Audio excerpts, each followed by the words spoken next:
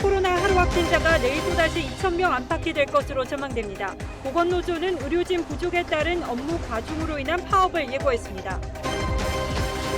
탈레반의 온건 통치 약속 하루 만에 부르카를 쓰지 않은 여성이 총에 맞아 숨진 사진이 올랐습니다.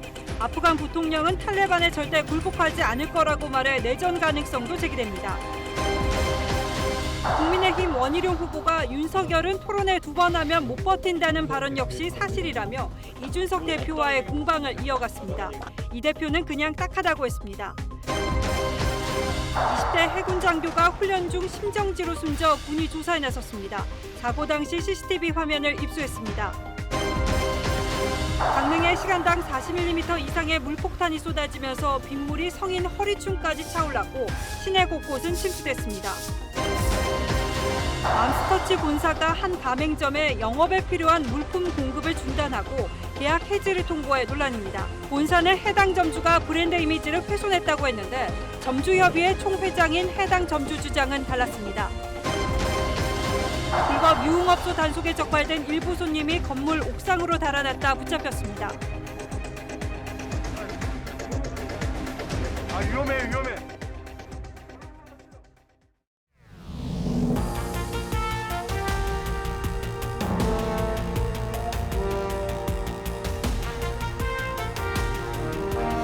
시청자 여러분 안녕하십니까? 뉴스9의 신동욱입니다. 광복절 연휴가 끝나자 코로나19 확진자가 다시 빠르게 늘고 있습니다. 어제보다 400명 이상 늘면서 사흘 만에 1,800명대로 올라섰습니다. 오늘 오후 6시까지 1,561명이 확진돼 내일은 다시 2,000명 안팎을 기록할 것으로 보입니다. 연휴 기간 늘어난 이동량의 여파가 서서히 나타나고 있는 건데 이 때문에 고강도 방역 조치는 다음 주에도 이어질 전망입니다. 오늘 뉴스9는 코로나 발생 상황부터 점검하겠습니다. 먼저 전정원 기자가 보도합니다. 강원랜드 물놀이 시설. 지난 12일 이곳 안전요원 2명이 주점을 다녀온 뒤 양성 판정을 받자 카지노 직원들까지 모두 3천여 명이 검사를 받았습니다. 그 결과 직원 15명 등 모두 25명이 추가 확진됐습니다. 그 전에부터 이제 포차가 있는데 거기에 이제 타격 확진자가 왔었고 그때 이제 강원랜드 직원도 그 포차에 갔었고 서울 강남에서는 최근 나흘간 2개 건설 현장에서 38명의 확진자가 잇따랐습니다. 종사자들은 함께 작업하고 숙소 생활을 같이 하면서 전파된 것으로 보고 조사 중에 있습니다. 어제 하루 발생한 코로나19 확진자는 휴일 효과가 사라지자 1,800명대로 늘었습니다. 오늘은 오후 6시까지 1,561명이 확진돼 내일 0시 기준 확진자는 2,000명 안팎까지 늘어날 것으로 보입니다. 방역당국은 광복절 연휴 늘어난 이동량의 여파로 확진자가 더 증가할 것을 우려하고 있습니다. 이에 수도권 거리두기 4단계와 야간 사적 모임 3인 이상 금지 등의 고강도 방역 조치를 추가 연장하는 방안을 논의해 모레 발표할 예정입니다.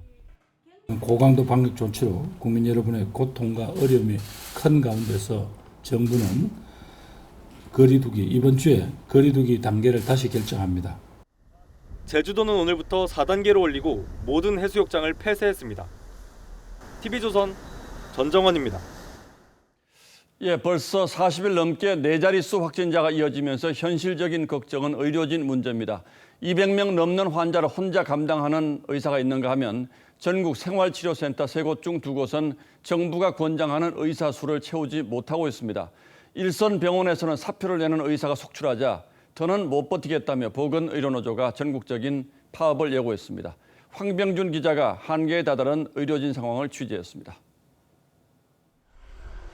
지난 9일 새벽 인천의 한 생활치료센터에서 숨진 50대 여성은 숨을 거둔 뒤에야 발견됐습니다. 환자 상태를 살펴야 할 의사는 당시엔 없었습니다. 의사가 한 분이고 6시까지 근무를 하시되 이후는 이제 간호사분들한테 계속해서 보고를 받으시나 봐요. 전국 61개 생활치료센터 가운데 42곳이 중수본에서 권장하는 의사 수를 채우지 못하고 있습니다. 7곳은 의사가 1명뿐입니다. 의료진 부족이 오래 누적돼 온 일선 치료병원에선 기존 의료진들의 이탈이 잇따르고 있습니다. 병원 현장에서는 여러 가지 인력의 의료진의 줄사표 문제나 이런 것들에 대한 우려가 있습니다. 한계 상황에 다다르자 국립중앙의료원 등 전국 134개 병원의 보건의료노조는 인력 충원을 요구하며 각 지방 노동위원회에 쟁의를 신청했습니다. 4차 대유행 속에 실제 파업에 돌입할 경우 의료 공백은 더 심각해질 수밖에 없습니다. 의사가 없는 게 아니고요. 정부가 충분하게 지원해주면 의사는 충분히 구할 수가 있는 거죠. 지원이 안 되는 거죠. 정부는 코로나 진료 인력 기준을 마련하고 노조와 최선을 다해 협상하고 있다고 밝혔습니다. TV조선 황병준입니다. 예, 이번에는 백신 문제입니다. 정부 대표단이 미국 모더나 본사까지 찾아가 항의를 하고 돌아왔는데도 국내 백신 공급 문제는 여전히 뭐 하나 결정된 게 없습니다. 정부는 지난달과 이번 달에 받지 못한 물량을 다음 달 초까지 보내달라고 요청했다고 하면서도 구체적인 공급 일정은 이번 주말쯤이야 결정될 거라는 모호한 설명을 내놨습니다. 다음 주에 생산되는 국내 생산분 역시 일러야 10월 이후에나 확보가 가능할 전망입니다. 정은혜 기자가 취재했습니다. 삼성 바이오로직스는 다음 주 모더나 백신 평가용 시제품을 생산합니다. 모더나사는 시제품이 나오면 기존 제품과 비교해 품질을 검사합니다. 이상이 없으면 자체 품질 검사서 등을 식품의약품안전처에 제출하고 국내 사용 승인을 신청하게 됩니다. 모더나사는 신청 시점을 다음 달 말로 잡고 있는데 식약처는 심사 기간을 37일 걸렸던 SK 바이오사이언스의 아스트라제네카보다 더 단축할 계획입니다. 임상시험 그 3중자문 이런 것까지는 전혀 지금 현재 고려하고 있지 않고요. 완전히 새로운 백신을 허가할 때만큼 시간이 안 걸린다는 거는. 식약처가 심사 기간을 얼마나 단축할지는 아직은 알 수 없습니다. 모더나사가 품질 검사 기간을 대폭 단축하지 않으면 본 제품 출시는 사실상 10월에나 가능합니다. 허가나 품질 검사 등 관련 절차를 수행하는 기간도 걸리기 때문에 정부는 모더나사가 다음 달 얼마의 물량을 공급할지는 모레 확정 통보한다고 설명했습니다. 수급 불안이 여전한 가운데 당초 모더나를 접종하려던 30, 40대 연령층에서는 아스트라제네카 잔여 백신이 허용되자 어제만 10,000명 넘게 맞았습니다. TV조선 정은혜입니다. 예, 국민의힘 내부에서 벌어지고 있는 갈등의 불길은 아직 잡히지 않고 있습니다. 이준석 대표가 윤석열 후보는 금방 정리된다고 말했다는 원희룡 후보의 주장에 이 대표는 통화 녹취록 일부를 공개하며 정리된다는 건 윤 후보가 아니라 당내 갈등이라고 거듭 주장했습니다. 그러자 원 후보는 토론회 2번이면 윤석열은 못 버틴다는 이 대표의 발언도 사실이라며 한 발 더 나갔습니다. 그러자 또 이 대표는 그냥 딱하다라는 반응을 보였습니다. 먼저 어젯밤부터 이어진 공방부터 정리하겠습니다. 홍현주 기자입니다. 녹취록을 공개하면 국민이 판단할 것이란 원희룡 후보의 요구에 이준석 대표는 2시간 뒤 AI가 푼 녹취록 일부를 공개했습니다. 19분 가까운 통화 말미에 원 후보가 경선 과정 갈등을 우려한 듯 캠프로 지금 싸우는 사람들은 나중에 다 알아야 될 사람들이라고 하자 이 대표는 저쪽에서 입당 과정에서 그래서 세게 얘기하는 것이라며 여의도 연구원에서도 조사를 안 하겠냐. 저거 곧 정리된다라고 했습니다. 이 대표는 저거가 경선 과정의 갈등이란 입장인데 원 후보는 제 기억과 양심을 걸고 분명히 말한다. 곧 정리된다는 발언 대상은 윤석열 후보라며 녹음 파일 전체를 공개하라고 요구했습니다. 토론회 2번이면 윤석열은 못 버틴다는 말을 이 대표가 한 언론에 한 건 역시 원 후보는 사실이라고 주장했습니다. 윤석열 총장이 토론회 2번이면 버틸 수 없다라는 이야기를 해서 믿을 수밖에 없는 그런 사람들로부터 복수로 확인했기 때문에 이 대표는 그냥 딱하다는 반응을 보였습니다. 제가 지금 상황에서는 응할 생각이 전혀 없습니다. 네. 원 후보는 자신이 제시한 시한까지 이 대표가 녹음 파일 전체를 공개하지 않자 이 대표가 잘못을 사실상 인정한 것이라며 공정 경선을 요구했습니다. TV조선 홍현주입니다. 예, 방금 보신 대로 이준석 대표와 윤석열 후보 간의 갈등에 원희룡 후보가 불을 붙인 모양새죠. 당내에선 지지율이 낮은 원 후보가 이 대표와의 정면 대결 구도를 통해서 존재감을 키우려 하고 있고 이 과정에서 당을 4분 5열의 혼란으로 밀어넣었다는 비판도 적지 않습니다. 이어서 박경준 기자입니다. 원희룡 예비 후보는 이준석 대표에게 녹취 전문 공개를 요구하며 진실 공방을 벌이고 있습니다.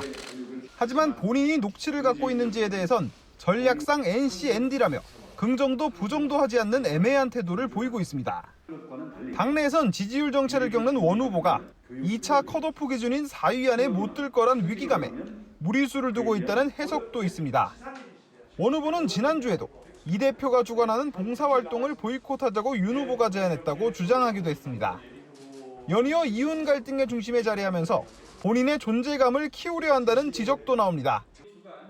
경쟁 후보들은 원 후보를 비판하고 나섰습니다. 원희룡 후보는 대통령 자격이 없는 사람입니다. 아니, 대통령 되겠다는 사람이 사적 통화 내용을 그것도 확대 과장해서 공개하고 묻길래 참 유치하다. 이제 좀 안 했으면 좋겠다. 오늘 의원총회에서도 당내 분란 상황을 놓고 의원들 사이 고성이 터져나왔습니다. 지도부를 흔들지 마라 뭐 이런 얘기도 있고요. 또 누가 지도부를 흔들었느냐 뭐 이런 얘기들 얘기들이 오가고 있습니다. 다만 당내에선 대표 리스크 관리가 필요하다거나 내부 총질과 분열로 피로감을 준다 등 이 대표의 리더십을 비판하는 목소리도 나왔습니다. TV조선 박경준입니다.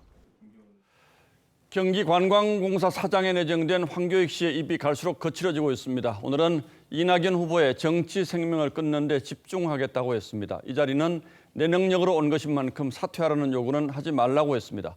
민주당 경선에 예기치 않았던 황교익 변수가 발생하면서 이재명 지사의 고민도 깊어지고 있습니다. 보도에 최원희 기자입니다. 맛 칼럼니스트 황교익 씨가 SNS에 올린 글입니다. 이낙연 후보 측이 친일 프레임으로 자신을 공격한 건 죽이겠다는 신호라며 청문회 전까지 이낙연의 정치적 생명을 끊는 데 집중하겠다고 예고했습니다. 이낙연 후보가 일왕직위식에 연미복 차림으로 참석한 것도 거듭 문제 삼았습니다. 연미복 입고 행사에 참석하시고 하는 이런 모양을 보니까 일본 정치인으로 잘 어울려요. 이낙연 후보 측은 연미복은 외교적 의전 중 하나라며 과거 문재인 대통령과 노무현 전 대통령도 입었다고 반박했습니다. 무슨 연미복이 일본 옷이다. 그것은 사실과 다르죠. 정세균, 박용진 후보도 황 씨가 거친 표현으로 갈등을 증폭시키고 있다며 내정 철회를 요구했고 송영길 대표도 우려를 나타냈습니다. 황교익 그분의 발언은 금도를 벗어난 과한 발언이 아닌가 이렇게 생각이 듭니다. 이재명 후보 캠프 내부에서도 황 씨 논란이 부각될 경우 후보 리스크로 연결될 수 있다는 우려가 나왔습니다. 하지만 황 씨가 사퇴 의사가 없다는 뜻을 분명히 한 만큼 도의회 인사청문회 절차를 거칠 수밖에 없는 상황이 됐습니다. TV조선 최원입니다. 네, 다음 뉴스입니다. 국내 어선 한 척이 러시아 해군 함정으로부터 실탄 사격을 당했습니다. 훈련 중이던 러시아 해군 함정이 허가를 받고 조업하던 우리 어선 200m 근처까지 다가와 총격을 가했다고 합니다. 경고용 사격이어서 우리 어선에 피해는 없었습니다만 큰일 날 뻔한 상황이었습니다. 김자민 기자가 보도합니다. 오늘 오전 6시 30분 우리 어선 800 어령호가 러시아 해군 함정으로부터 실탄 6발의 피격을 당했습니다. 사고 지점은 블라디보스톡 남방 약 75해리 지점. 한러 어업협정에 따라 6월부터 11월까지 조업이 가능한 곳입니다. 문제는 이곳이 러시아 해군의 훈련 수역과도 겹쳤다는 점입니다. 훈련 사실을 모르고 해당 수역에서 조업을 하던 우리 어선이 러시아 해군 함정으로부터 경고 사이렌을 들은 건 오전 3시 30분. 이후 우리 어선은 러시아 국경수비대 감독관에게 조업이 가능한지를 물었고 러시아 측은 조업을 해도 괜찮다는 답을 한 것으로 알려졌습니다. 그런데 3시간 뒤 그 자리에서 계속 조업을 하던 우리 어선에 200m까지 접근한 러시아 해군 함정이 실탄을 발사했습니다. 경고 사격이라 승선원과 선체 등 피해는 없었지만 놀란 가슴을 쓸어내려야 했습니다. 러시아가 훈련하는 파트하고 조 감독하는 그 부서하고 이게 소통이 좀 안 됐던 것 같습니다. 이 국가 차원의 실수라기보다는 그 감독관 개인의 착오가 아니었나 이런 생각이 들거든요.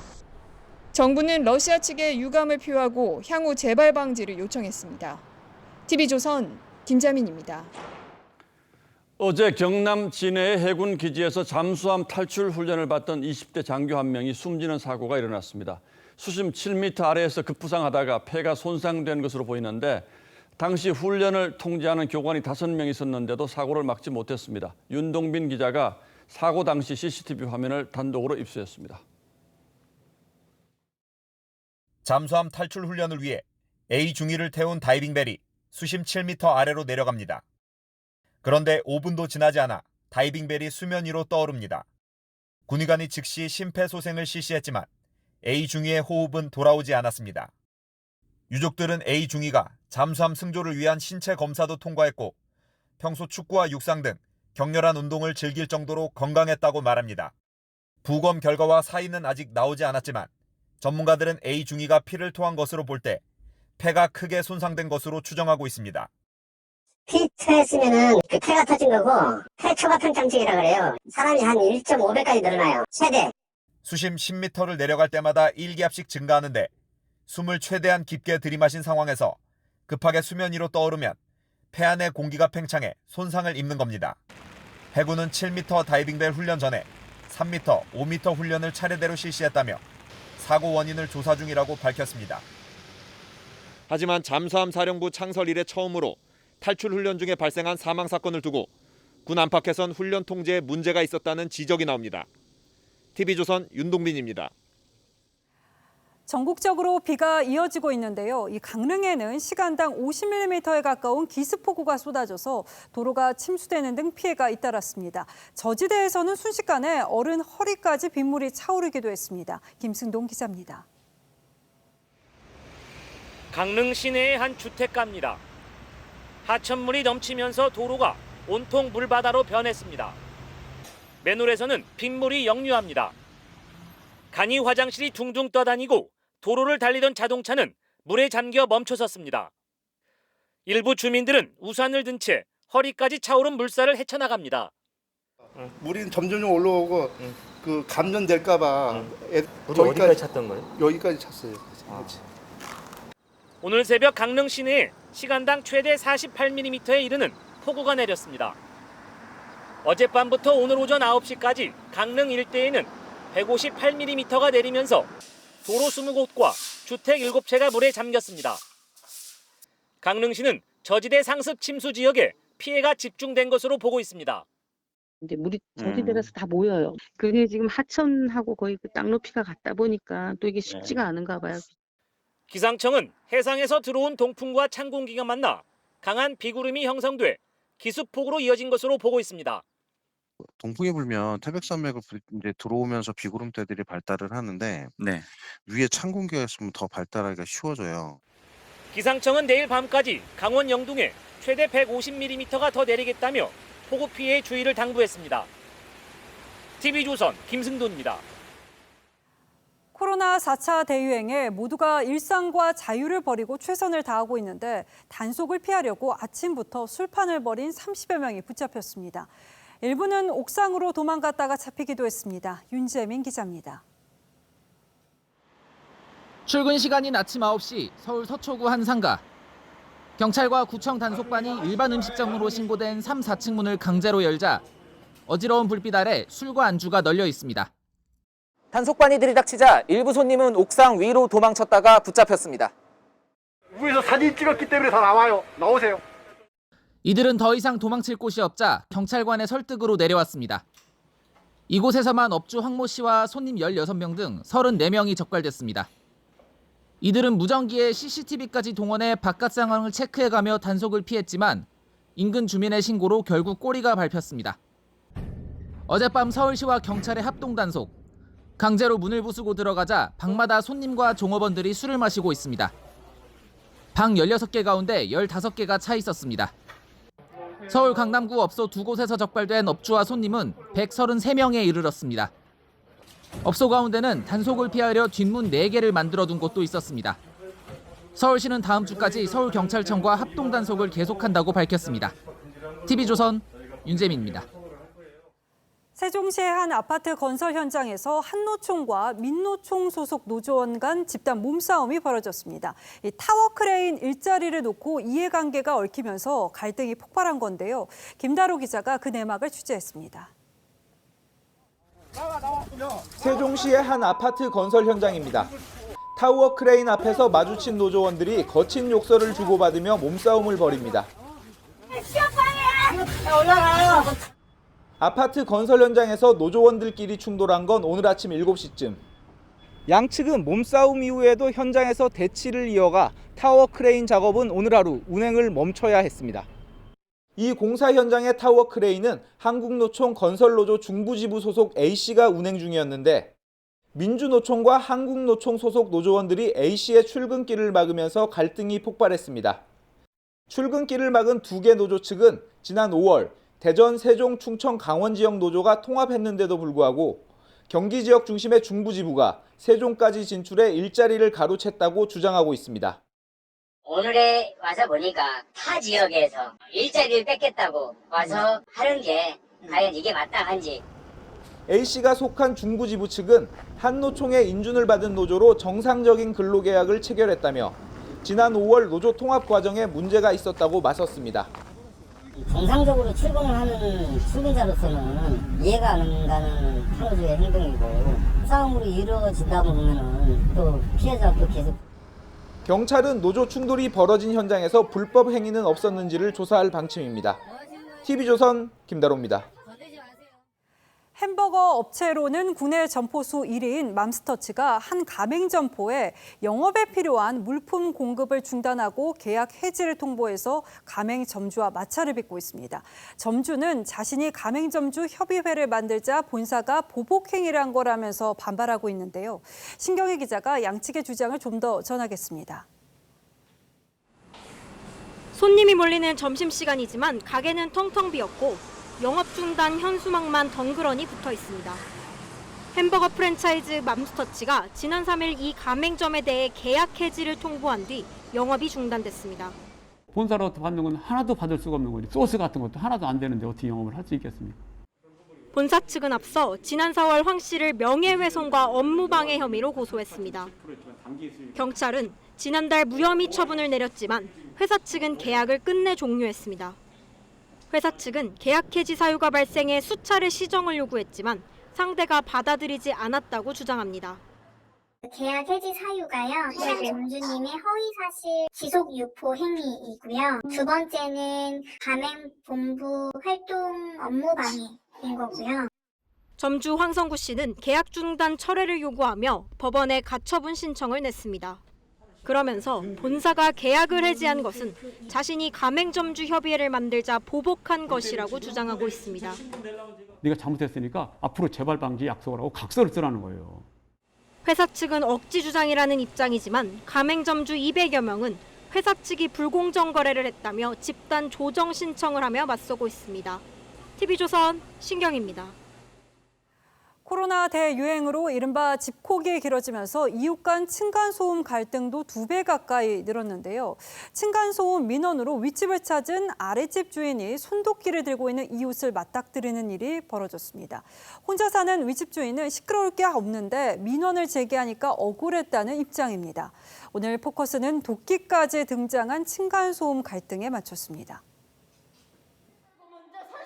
사람들이 아파트 현관에서 실랑이를 벌입니다.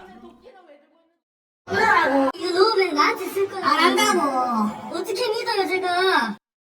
길이 50cm 정도인 손도끼를 두고 벌어진 몸싸움은 결국 경찰이 출동하고서야 끝이 났죠. 어디가요? 공사장입니다. 지난 14일 아파트 4층에 사는 A씨는 층간소음 문제로 위층 B씨에게 항의하러 올라갔다가 손을 다쳤습니다. 시끄러워 올라가면 막발을 부딪히잖아. 하지만 위층 B씨는 억울하다는 입장.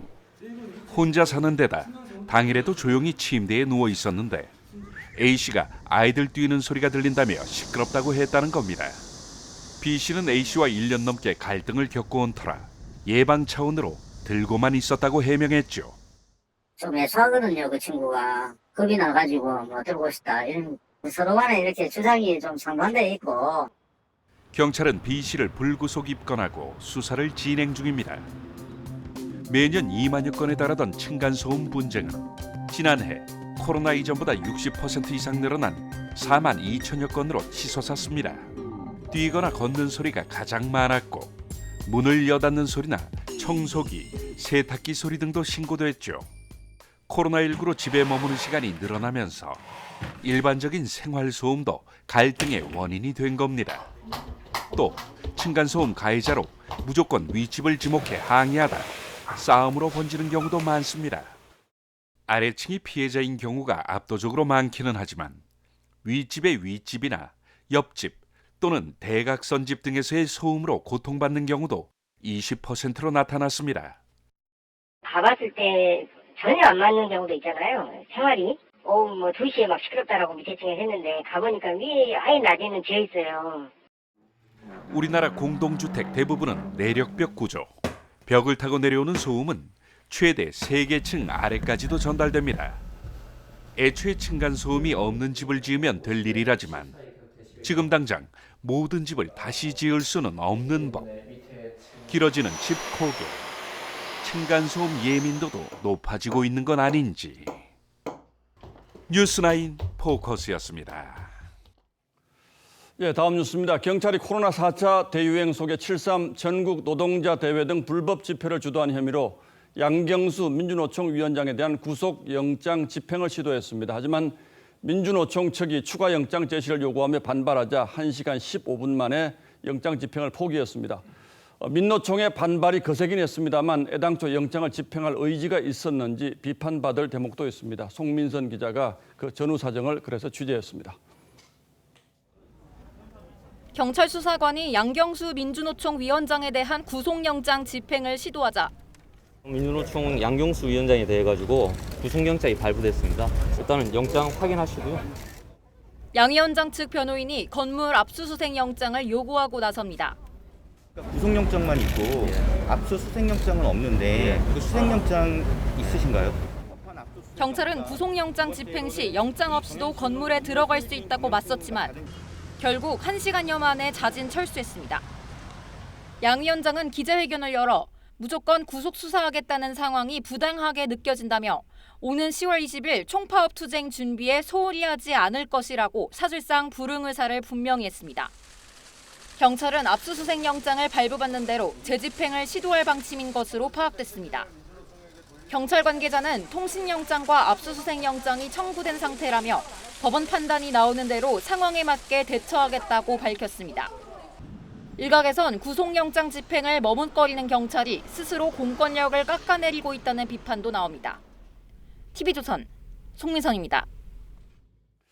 예, 저희가 여야 대선 예비 후보들을 모셔서 이런저런 얘기를 듣고 있는데 오늘은 민주당의 박용진 의원을 스튜디오로 모셨습니다. 자, 어서 오십시오. 네, 안녕하세요. 피곤하실 텐데 얼굴은 뭐 좋아 보이는군요. 네, 아이고 고맙습니다. 예, 제가 사실은 박 의원님을 초대하고 무슨 질문을 처음으로 드릴까 고민을 하다가 갑자기 떠오른 생각이 미움받을 용기라는 단어가 떠올랐습니다. 예. 요즘 좀 미움 많이 받고 있지 않습니까? 어디서는 미운 우리 새끼 이렇게 얘기하던데요. 예. 그 동화의 맨 마지막이 미운 우리 새끼가 백조였다는 거 아니에요? 예, 예. 민주당 안에서 이렇게 저렇게 소신 가지고 용기 있게 이야기를 해서 당 안에서 뭐 미움도 받고요. 또 쓴소리도 듣고 문자 폭탄도 많이 받기도 하는데요. 그게 다 사실은 제가 몸담고 있는 민주당 잘 되라고 하는 거고 대한민국 전체를 위해서 하는 얘기이기 때문에요. 얼마든지 이렇게 욕먹을 각오, 욕먹을 용기를 갖고 있습니다. 알겠습니다. 정치인 입장에서 보면 사실은 이제 대통령 경선에 출마한다는 것이 뭐 다른 의미도 있습니다만은 유력한 당내의 선배 의원들과 경쟁을 해야 되고 또 쓴소리도 해야 되고 또 요즘 보면 굉장히 직설적으로 비판도 하시는데 혹시 뭐 후환이 두렵다거나 그렇지는 않습니까? 앞으로 정치 생활 하시는데. 그냥 국회의원 몇 번 하고요. 예. 공천 받고 배지 유지하려고 마음 먹었으면 이리 눈치 보고 어느 계파에 또 들어가고 이렇게 했겠죠. 그런데 정치라고 하는 게 세상을 바꾸는 일이잖아요. 예. 게다가 한 나라의 지도자가 되겠다고 마음 먹은 다음에야 할 말은 하고 할 일은 해야죠. 거기 욕을 먹더라도 마찬가지이고요. 또 결정적으로 세상을 바꾸는 역할을 해왔던 우리의 지도자들 보면 왜 저런 일을 하지? 누가 볼 때는 좀 이상한 생각들, 발상 전환 그런 걸 해왔거든요. 김대중 대통령은 그 초고속 인터넷 고속도로를 깔아서 대한민국을 이른바 정보강국으로 만들었어요. 박정희 대통령은 경부고속도로를 깔아서 산업 입국의 길을 닦았지 않습니까? 다 그거를 한다고 했을 때 왜 저런 초고속 인터넷 고속도로를 깔아? 아이들 게임하라고? 이런 반발. 아니 왜 저런 고속도로를 깔아? 부자들 잠깐만요. 고속도로 타고 다니라고 이런 비판을 받는 때였어요. 말씀 중에 예. 박정희 대통령 말씀을 얘기를 하셨기 때문에 좀 여쭤보겠습니다. 지금 박 의원께서는 진보정당 출신이시고 또 운동권 네. 출신이시기도 한 예. 걸로 제가 알고 있는데 내놓는 정책들을 보면 굉장히 실용적인 느낌이 들어서 여야의 이념 전쟁과는 좀 떨어진 얘기들을 하시고 어떨 때 보면 저분은 정체성이 뭘까 이런 생각도 좀 들어요. 어떻습니까? 본인은 스스로의 정체성을 어떻게 평가를 합니까? 제가 저를 여의도의 손흥민이다 이런 얘기 많이 했거든요. 예. 손흥민 선수는 원래 그 레프트 공격수 아닙니까? 예. 그런데 중앙 돌파도 잘하고 오른쪽으로 이동해서도 공격을 합니다. 왼발 오른발 다 써서 슛을 때립니다. 그러니까 골을 많이 넣죠. 경기를 승리로 이끕니다. 예. 대통령은 그리고 유능한 지도자는 그렇게 운동장을 넓게 쓰고 오른발 왼발 가리지 않고 국민의 삶을 변화시키고 대한민국의 미래를 발전시키는데 자기 힘을 쏟아야 된다고 생각합니다. 저는 그런 운동장을 넓게 쓰는 정치인이 되고 싶습니다. 대한민국 정치 상황에서 이상적이긴 합니다만 이 운동장을 넓게 쓰는 정치가 가능합니까? 사실 제가 그동안 해왔던 일들 보면 예. 유치원 3법 네. 통과시키고 만들어내는 거, 금융실명법 완성하기 위해서 재벌개혁에도 앞장서고 했었던 예. 것들, 이런 것들이 다 사실은 저런 걸 왜 해? 아니 손해보려고 왜 저런 거를 해? 왜 그리고 그 어려운 일을 맡아서 해? 이렇게들 얘기 많이 들었거든요.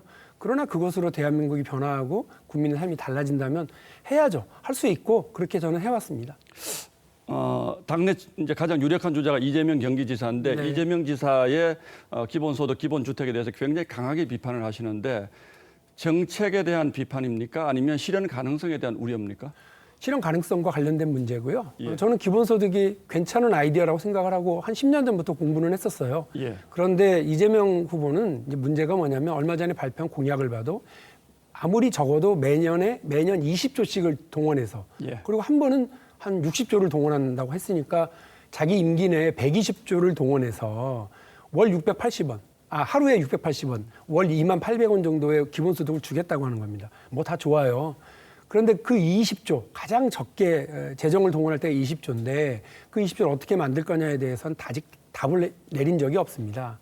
그렇게 많은 돈을 동원해서 어떤 효과를 얻으려고 하는지도 불분명한 거죠. 저는 그 부분을 지적하고 우리 재정이 그렇게 물 쓰듯이 우리 세금을 물 쓰듯이 쓰고 면서 가면 대한민국도 일본의 잃어버린 30년을 따라갈 수밖에 없다. 지금 우리는 오히려 나라도 부자로 국민도 부자로 만들겠다고 하는 박용진의 국부펀드, 이런 국민의 노력과 국민의 노동을 존중하고 박수치는 그런 국가 정책이 필요하다고 생각합니다. 알겠습니다. 노동은 존중하시겠다. 기업에 대한 생각 좀 물어보겠습니다. 가끔씩 보면 좀 헷갈려요. 기업은 또 칭찬하면서 또 기업 체제, 한국의 네. 기업 체제에 대해서는 굉장히 강하게 비판하셔서 어떻게 보면 좀 편의적인 해석을 하시는 것 아닌가라는 생각도 듭니다. 기업과 기업주는 사실 다르죠. 예. 그 기업을 100% 구멍가게처럼 본인이 다 책임지고 가면 상관이 없는데요. 예. 대부분은 우리 상장 기업들은 우리 국민들이 투자하거나 우리 국가 기금이 투자를 하거나 해서 운영하잖아요. 예. 그러니까 자기가 주식을 가지고 있는 만큼만 권리를 행사해야 되는데 대한민국은 이상하게 총수와 그 일가들이 대한민국의 유력 기업들을 다 좌지우지 우지할 이렇게 하죠. 그러면서 불투명성이 강화되고 지배구조가 불투명해지다 보니까 사익 추구 성향이 되게 강해요. 예. 그건 우리 경제 전체의 부담이고 글로벌 스탠다드에도 맞지 않고요. 결국은 투자자인 우리 국민들의 손해가 됩니다. 그래서 한국 경제의 발전을 위해서는 글로벌 스탠다드 맞추기 위한 투명한 기업 지배가 맞죠. 짤막하게 여쭤볼게요. 이재용 부회장 가석방은 특혜라고 보십니까? 특혜라고도 생각합니다. 예, 알겠습니다. 이제 586 지금 정치에 주도하고 있는 586보다는 약간 아래 세대시잖아요. 그런데 지금 운동권 정치 세력들이 상당히 잘못한 것이 많다라는 국민의 비판도 있습니다. 약간 후배 입장에서 보면 지금 현 정부를 구성하고 있는 이 선배 586 정치인들은 뭘 잘못한 겁니까? 제가 이 말씀으로 대신할게요. 저는 유능한 진보의 길을 가려고 합니다. 유능한 진보는 예. 국가 안보 문제에 있어서 불안하지 않아야 돼요. 예. 그래서 유약한 진보가 아니라 튼튼한 안보를 우선으로 하는 그런 진보여야 된다고 생각합니다. 북한이나 안보 문제에서 유약해서는 안 되죠. 예. 두 번째로는 먹고 사는 문제, 경제 문제에서 실력이 있는 진보여야 됩니다.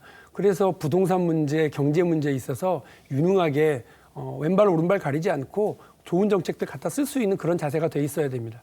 그래서 안보에서 튼튼한 안보, 그리고 실력 있는 경제, 이 유능한 진보의 길을 박용진은 가려고 하고요. 오늘이 기일인데 김대중 대통령이 그런 면에서 유능한 진보의 길을 열었고 저도 김대중 대통령처럼 중도 개혁 노선, 실사구시 정책으로 튼튼하게 대한민국을 반석 위에 올려놓는 대통령이 되겠습니다.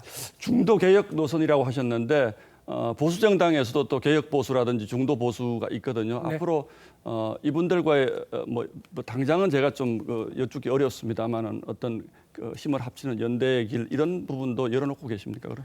자기 생각이 분명하면요. 예. 그 확장성을 얼마든지 가져갈 수 있고요. 왼쪽에서 잘 뛰면 오른쪽도 얼마든지 할 수 있습니다.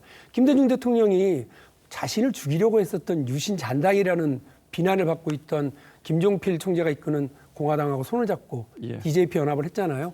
그걸로 대한민국의 변화를 엄청 많이 만들어낸 그 첫걸음을 띄웠습니다. 그런 정치를 할 수 있는 넉넉한 이런 전략적인 품을 가지고 있는 그런 국가 지도자가 필요하다고 생각하고요. 박용진이 그런 길을 충분히 걸어갈 수 있다고 생각하고 있습니다.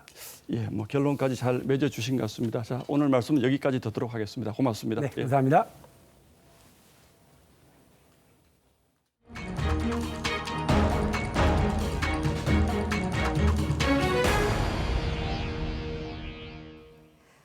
한 달여 뒤부터는 정부가 요구하는 조건을 충족하지 않으면 가상화폐 거래소로 등록할 수도 없고 영업도 할 수 없게 됩니다.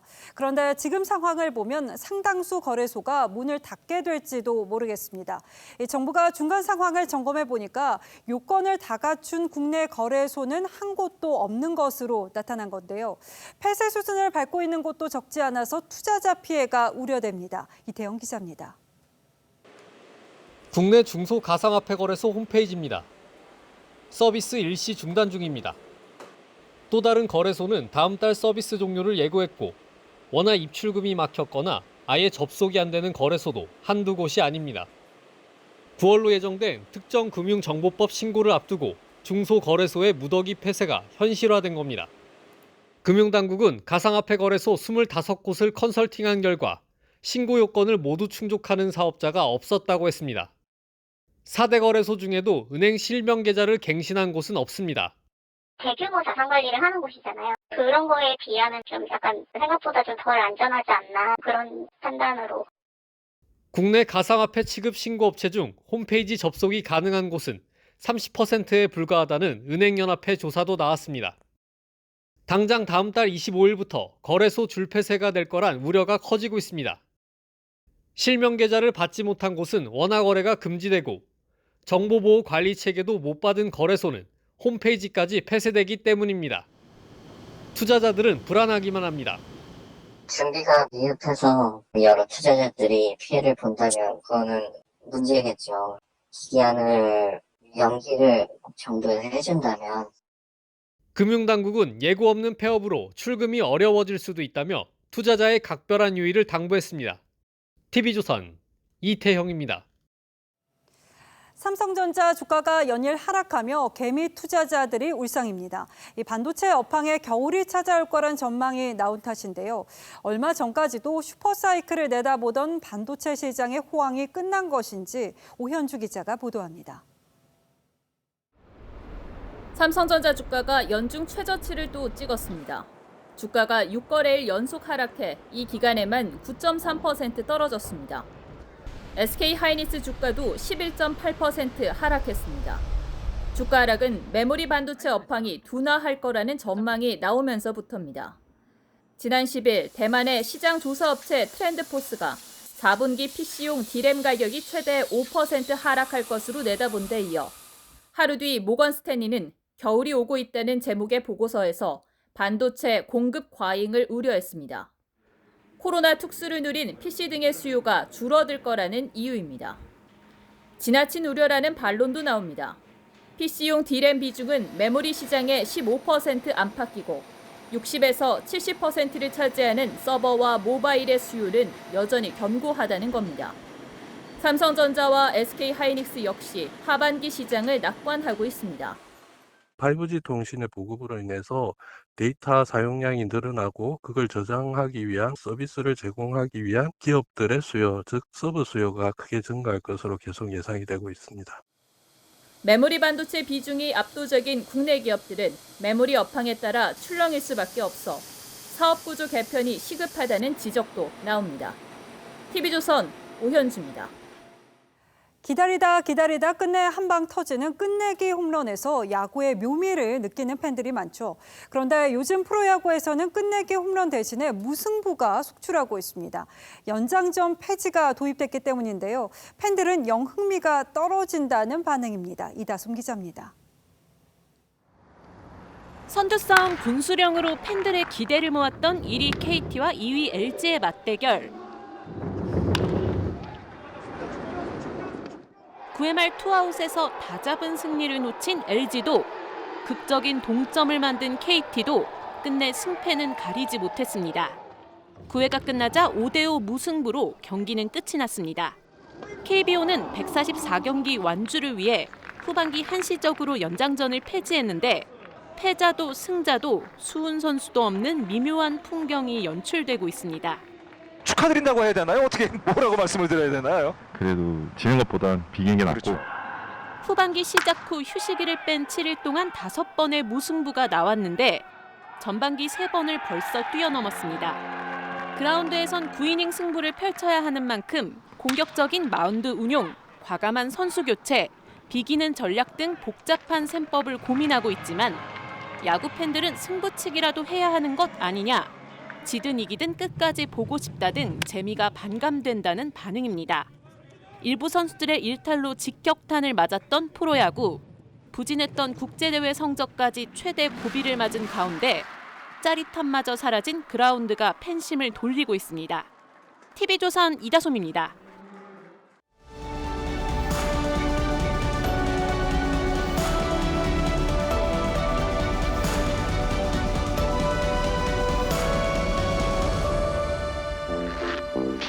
It certainly is a big bun. It's a very big bun. 자, 그런데 빵을 덜 주자 고기가 그야말로 알량합니다. Where's the beef? 미국 세 번째 큰 햄버거의 1984년 광고입니다. 1, 2위와 달리 우리는 크고 두꺼운 쇠고기를 쓴다고 내세워 크게 히트했죠. 그해 민주당 대선 후보 경선에서 젊은 게리 하트 후보가 새로운 아이디어, 참신한 정부라는 슬로건을 내걸고 돌풍을 일으켰습니다. 역전당한 먼데일이 토론에서 하트에게 물었습니다. Where's the beef? 쇠고기는 어디 있습니까? 슬로건에 알맹이가 없지 않느냐는 추궁에 당황한 하트는 말을 더듬었고 먼데일은 다시 판세를 뒤집었습니다. 그 뒤로 이 질문은 말만 요란한 빈수레를 꼬집는 데 널리 쓰였습니다. 우리식으로 말하면 말짱황쯤 되겠죠. 골패 노름에서 애초부터 짝이 안 맞는 패 황을 잡았으니 말짱 두루묵이라는 얘기입니다. 백신 공급 차질을 빚은 모더나 미국 본사를 항의 방문했던 정부 대표단이 사실상 빈손으로 돌아왔습니다. 사과는 받았다고 합니다만 물량 얼마가 언제 들어올지는 전혀 밝히지 못했죠. 7, 8월에 보내지 않은 물량을 되도록 9월 초까지 제공하고 공급 예정 시기를 당겨달라고 했다는 겁니다. 또 앞으로 물량 공급 일정도 조속히 알려달라고 요청했다고 했습니다. 그런데 되도록 예정 시기, 조속히 알려달라 같은 표현들이 저자세인데다가 모호하기 이럴 데 없어서 도대체 무슨 사과와 약속을 받았다는 건지 알다가도 모를 일입니다. 하지만 정부는 모더나 측이 공급 계획을 이번 주까지 통보해 주기로 한 만큼 실질적인 논의가 있었다고 했습니다. 대통령은 모더나 CEO와 화상 통화에서 당초 목표의 2배인 4천만 회분 공급에 합의했고 시기도 앞당겨 2분기부터 들여온다고 밝힌 바 있습니다. 이 사례는 두고두고 대통령이 직접 나서 백신을 해결한 치적으로 홍보되기도 했습니다. 그런데 지금까지 실제 들어온 건 약속한 양의 6%쯤에 불과합니다. 그래서 알고 보니 연내에 4천만 회분 범위에서 그때그때 월별, 분기별 도입 일정을 협의하기로 계약했다는 겁니다. 그러니까 연말에 몰아서 한꺼번에 보내도 계약 위반은 아니라는 뜻입니다. 그래놓고는 정부가 분기별 공급량을 발표해왔고 그때마다 어긋난 것은 또 어찌된 일입니까? 쇠고기가 어디 있느냐는 질문에는 정직하지 못한 태도에 대한 추궁이 담겨 있습니다. 매번 우물거리고 변명하고 사과는 제대로 안 하면서 어떻게 국민의 신뢰와 협조를 부탁할 수 있다는 것인지 생각하면 생각할수록 참 대단합니다. 8월 18일 앵커의 시선은 쇠고기는 어디 있지? 였습니다.